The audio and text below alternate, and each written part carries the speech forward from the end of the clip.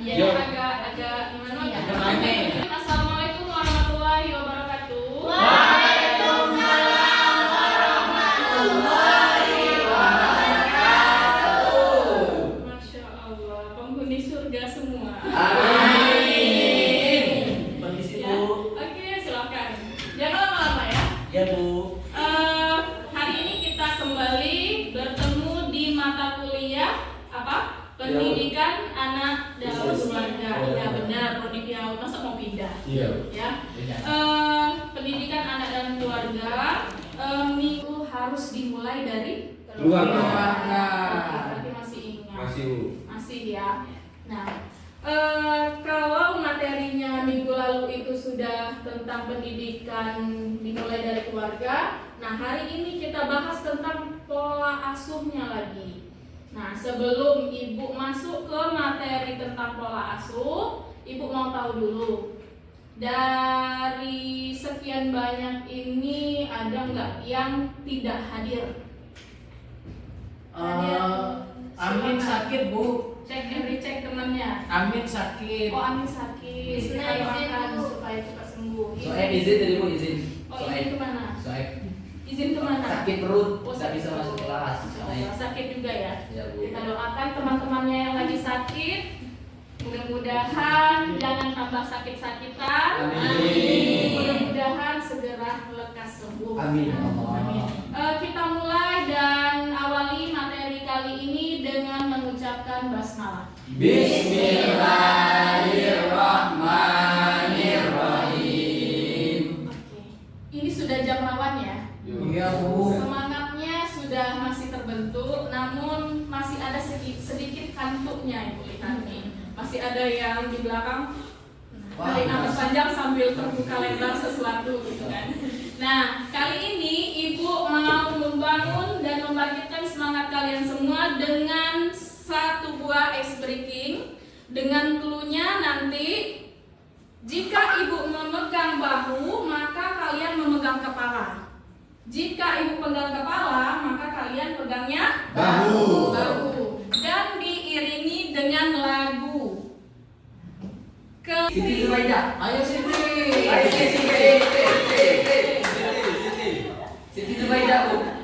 Oke, silakan mana ini. Ya. Yang lainnya boleh berdiri. Lihat gerakan Ibu dan Siti ya. Apakah instruktur yang salah nanti ataukah pesertanya yang salah ini? Cluenya tadi apa?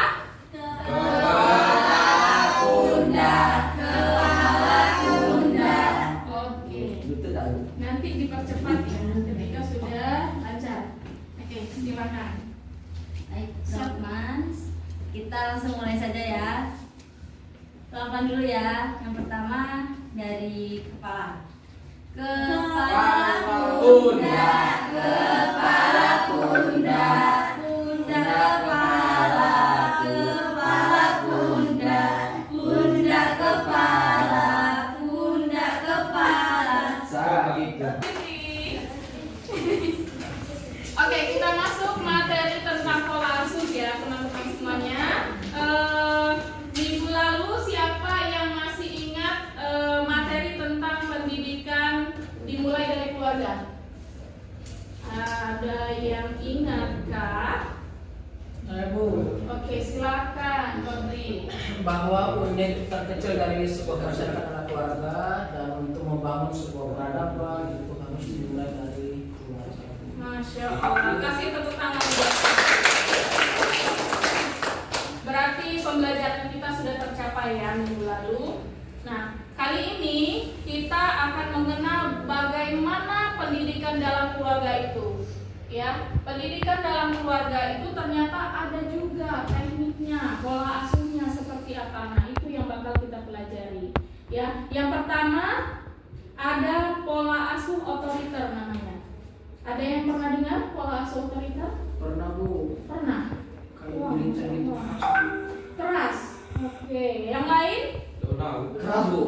Keras. Apanya yang keras? Iya, apa yang keras? Maksudnya keras Bu. Kami seperti saudara Pak. Masya Allah. Oke, ada yang lain? Tegas. Tegas. Oke, ada yang lain lagi? Disiplin.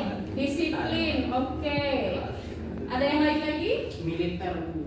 Militer, Masya Allah. Nah, silakan kita lihat pada PowerPoint yang sudah Ibu sajikan.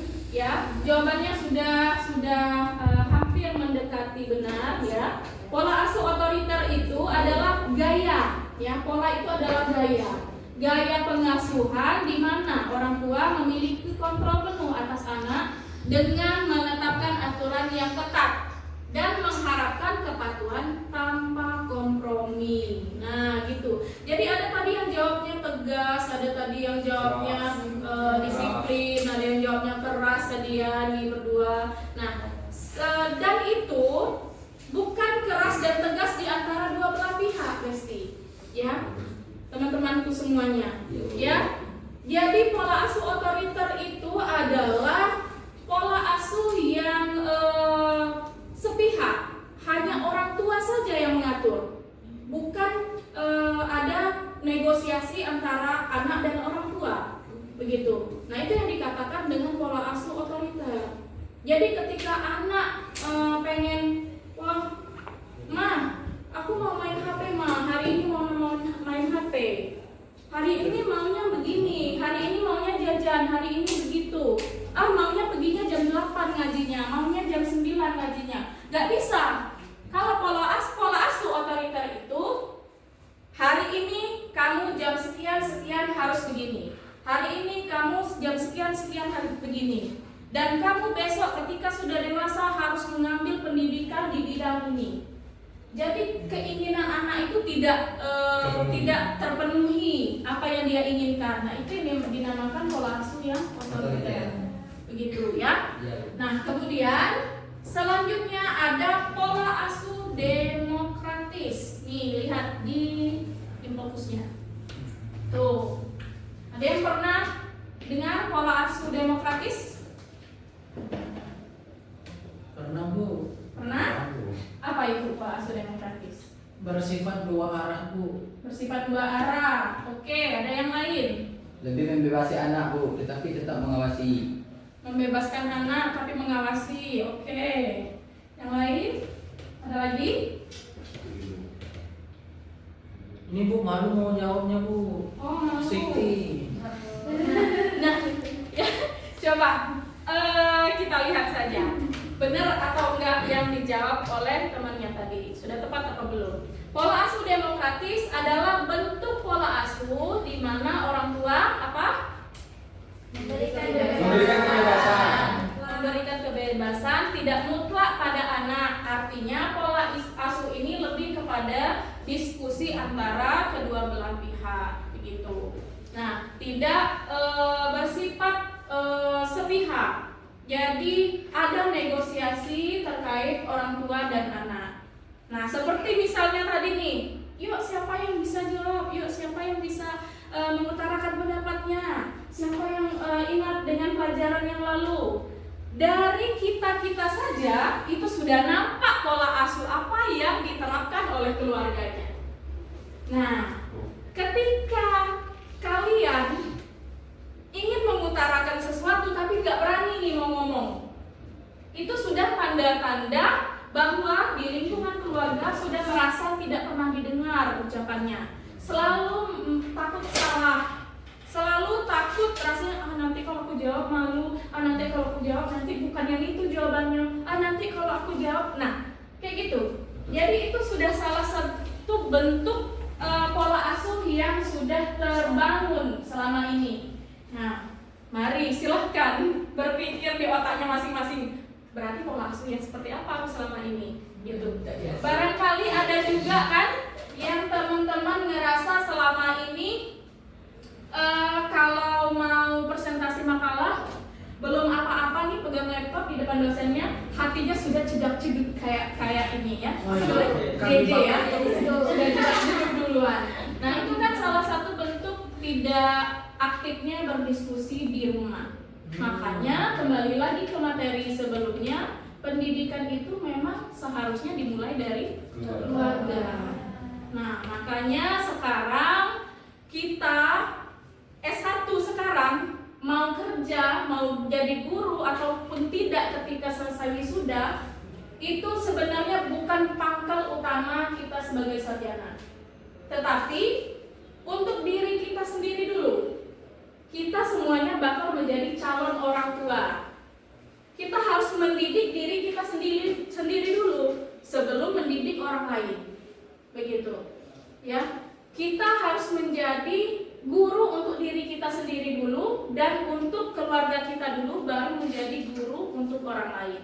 Kemampuan sosial yang baik, gitu ya.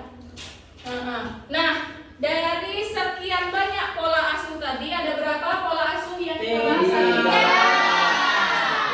Ya, yang pertama, yang kedua, yang ketiga, permisif. Oke, permisif. Ketiga-tiganya. Pola asuh tiga-tiganya apa?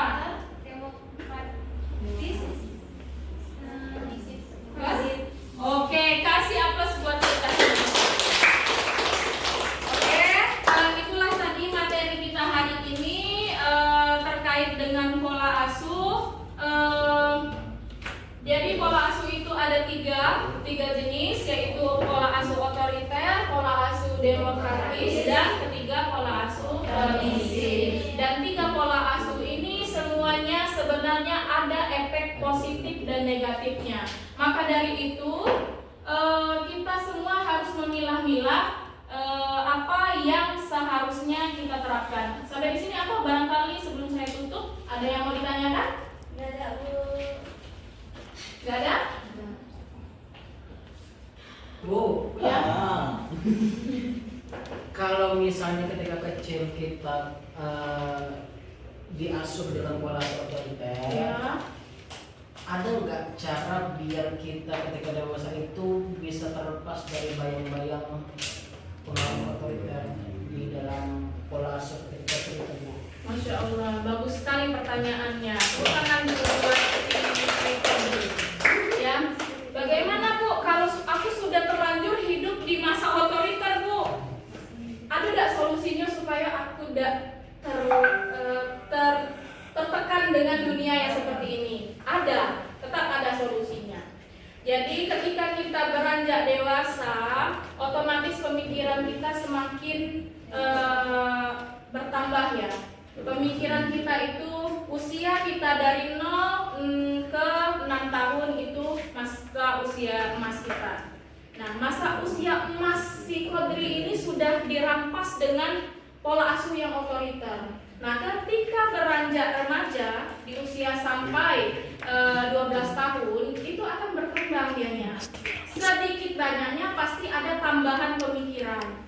Nah, ketika dewasa itu bertambah lagi, setidaknya dia bisa mereview, kok aku dulu seperti ini, kok dulu aku selalu dikekang, kok aku dulu seperti ini, oh berarti dulu pola asuh aku otoriter. Nah, mungkin barangkali pertanyaan Qadri ini terjadi karena sudah mempelajari mata kuliah ini.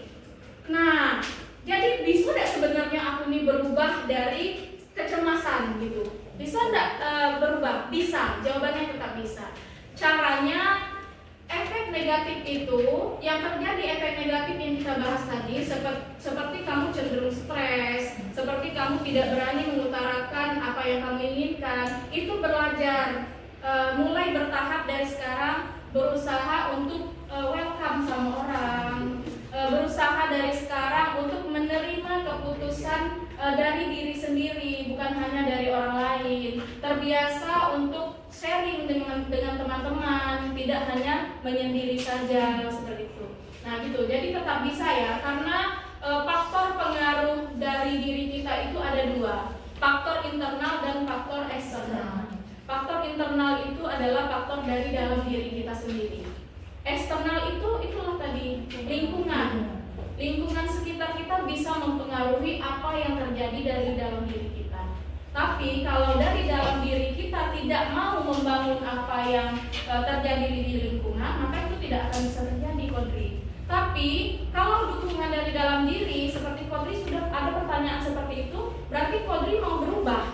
Nah berarti faktor internalnya sudah bergerak untuk berubah. Nah itu bisa, begitu ya. Itu jawabannya. Ada lagi yang lain? Iya, ada. Tidak ada? Oke, tidak ada. Ibu rasa cukup ya dan paham terkait materi kita hari ini. Tadi juga sudah tanya jawab, banyak yang sudah tahu 3 pola asuh tadi, demokratis, otoriter, permisif. Mudah-mudahan bisa bermanfaat untuk kita semua.